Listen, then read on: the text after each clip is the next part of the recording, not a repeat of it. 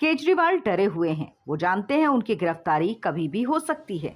मनीष सिसोदिया की जमानत याचिका खारिज करते हुए सुप्रीम कोर्ट ने कहा था कि 338 करोड़ रुपए का मनी ट्रेल शुरुआती तौर पर स्टैब्लिश होता दिख रहा है। इससे केजरीवाल की धड़कनें बढ़ गई थीं और इस फैसले वाले दिन ही केजरीवाल को ईडी का पूछताछ के लिए समन आने से सर जी ज्यादा ही खौफजदा हो गए हैं। इसे लेकर आम आदमी पार्टी ने माहौल बनाना भी शुरू कर दिया और इस वक्त केजरीवाल की सबसे खास आतिशी विपक्षी दलों के नेताओं को डरा रही हैं, या यूं कहिए कि डरी हुई आतिशी आम आदमी पार्टी दूसरी पार्टी के नेताओं को भी डरा रही हैं। आतिशी ने कहा 2 नवंबर को ईडी अरविंद केजरीवाल को गिरफ्तार कर सकती है।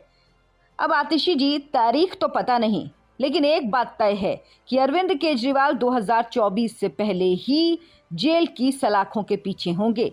जेल के दरवाजे उनके लिए धीरे धीरे खुल रहे हैं।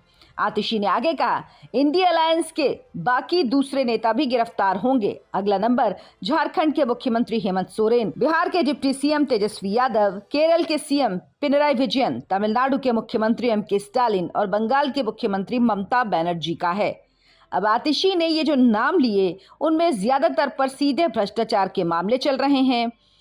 कुछ पार्टी के मुखियाओं के रिश्तेदार, पार्टी के बड़े बड़े नेताओं पर भ्रष्टाचार के मामले चल रहे हैं। तो जाहिर सी बात है, आज नहीं तो कल देर सवेर एजेंसियों की जांच के दायरे में ये नेता भी आ ही सकते हैं। इसीलिए डरी हुई आतिशी इन सबको डरा रही हैं और कह रही हैं सभी भ्रष्टाचारी भ्रष्टाचार पर कार्रवाई के डर से एक साथ आ जाओ।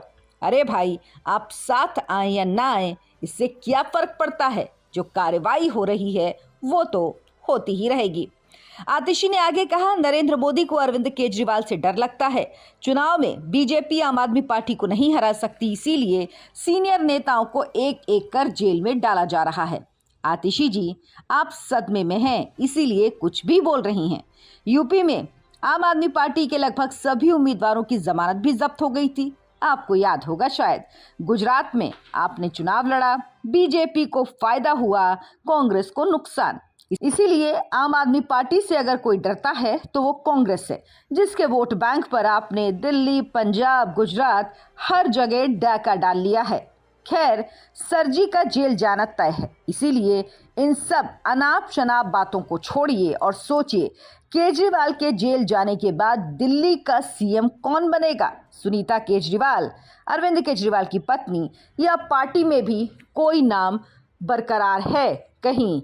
आतिशी भी तो उस रेस में शामिल नहीं है। इससे पहले 16 अप्रैल को सीबीआई ने अरविंद केजरीवाल से 9 घंटे तक पूछताछ की थी। सीबीआई ने केजरीवाल से 56 सवाल पूछे थे।